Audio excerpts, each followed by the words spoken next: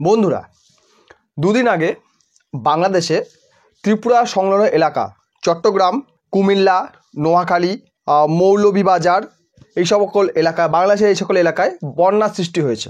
ভারতেরও ত্রিপুরা রাজ্যের ভয়াবহ বন্যার সৃষ্টি হয়েছে, যেটা গত 30 বছরের মধ্যে সবচেয়ে ভয়াবহ। গত 30 বছরে এত খারাপ বন্যা, এত ভয়ানক বন্যা হয়নি।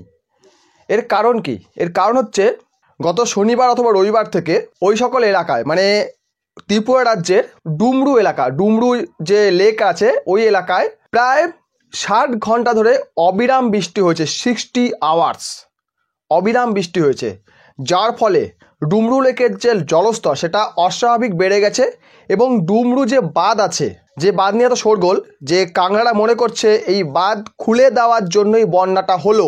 এই বাঁধ যদি না থাকতো 10 গুণ বেশি ক্ষতি হতে পারত। বাংলাদেশে বর্তমান যে পরিস্থিতি হয়ে আছে, যে সকল গ্রামগুলি বাংলাদেশে ভেসে গেছে, এর 10 গুণ গ্রাম ভেসে যেত, 10 গুণ মানুষ নিহত হতো, তাদের ঘরবাড়ি ছাড়তে হতো। সেটা বাঁচিয়ে দিয়েছে এই ডুমরু ড্যাম। এই ড্যামের সিস্টেম হলো, জলস্তর যখন স্বাভাবিকের থেকে বেড়ে যাবে তখন এই ড্যামের গেটগুলি অটোমেটিক খুলে যাবে, আর যদি না খোলে ড্যামটা কিন্তু কোলাপস করবে। সেই কারণে গেটটা অটোমেটিক খুলে যায় এবং 31 বছর পর এই ড্যামের গেট খোলা হয়েছে।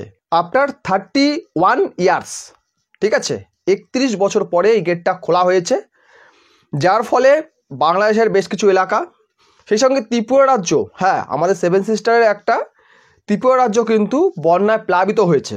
ত্রিপুরা রাজ্যে এখনও অবধি 10 জন মারা গেছে এবং 34,000 মানুষ অন্যত্র সরে যেতে বাধ্য হয়েছে। আর এই যে বন্যাটা হয়েছে এত ভয়ানক, এটা আরও ভয়ানক হতে পারতো যদি নাই ডুমরু ড্যামটা থাকতো। সেটা বাংলাদেশ এবং ত্রিপুরা উভয়ের ক্ষেত্রেই অনেকটাই সেফটির কাজ করেছে। কিন্তু আমাদের এই প্রতিবেশী বাংলাদেশ, মানে ছাগলের বাচ্চা, আমি হনুমানের বাচ্চারা বলবো না, ছাগলের বাচ্চা বলি, ছাগলের বাচ্চারা, বেইমানের বাচ্চা, এদের সোশ্যাল মিডিয়া খুললে, ফেসবুকে যান, আপনি যেখানে যান না কেন, আপনি দেখতে পাবেন এরা ভারতকে গালাগাল দিচ্ছে, আর কিচ্ছু না। এদের জীবনের একটাই উদ্দেশ্য, ভারতকে গালাগাল দেওয়া। এদের বাড়ির মহিলা যদি প্রেগনেন্টও হয় তার জন্য দায়ী ভারত। এদের দেশে ক্রিকেট টিম খেলতে পারছে না, ভারত দায়ী।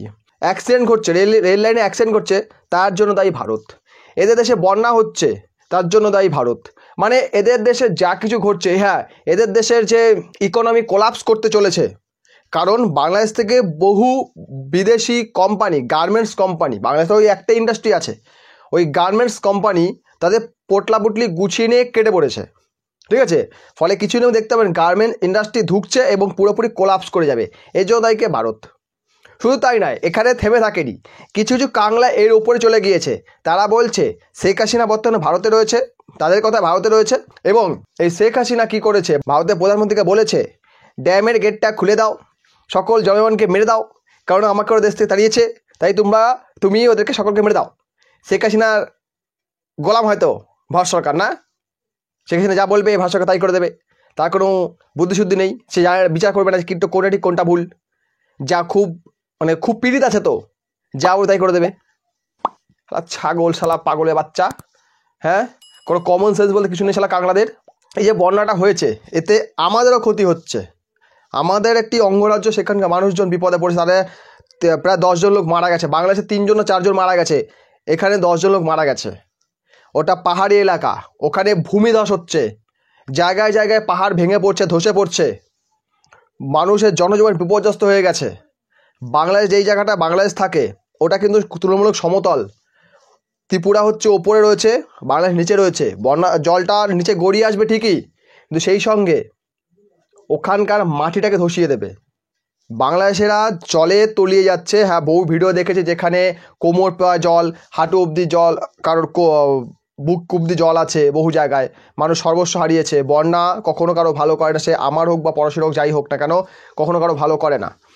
কিন্তু এই যে দোষারোপ, এটা পুরোপুরি ভিত্তিহীন। ভারত সরকার ক্ল্যারিফাই করেছে, করলেও কী হবে, এ তো পাগলের বাচ্চা, তার কাটার বাচ্চা।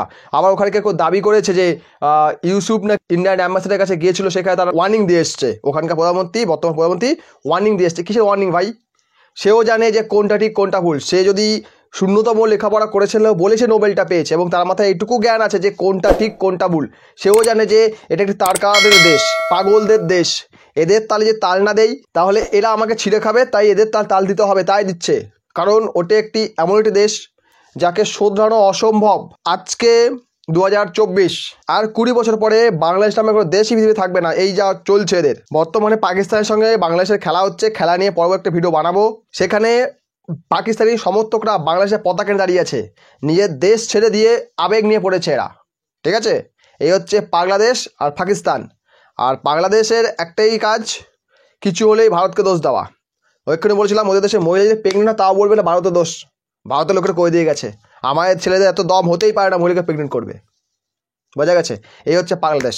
তো যাই হোক, ভিডিও ভালো লাইক করবেন, কমেন্ট করবেন, শেয়ার করবেন, চ্যানেল নতুন সাবস্ক্রাইব করবেন। ত্রিপুরাবাসীর জন্য প্রার্থনা করুন, সকলে মিলে প্রার্থনা, তারা যেন এই বিপদ থেকে তাড়াতাড়ি বেরিয়ে আসে। ভিডিও দেখার জন্য অসংখ্য ধন্যবাদ।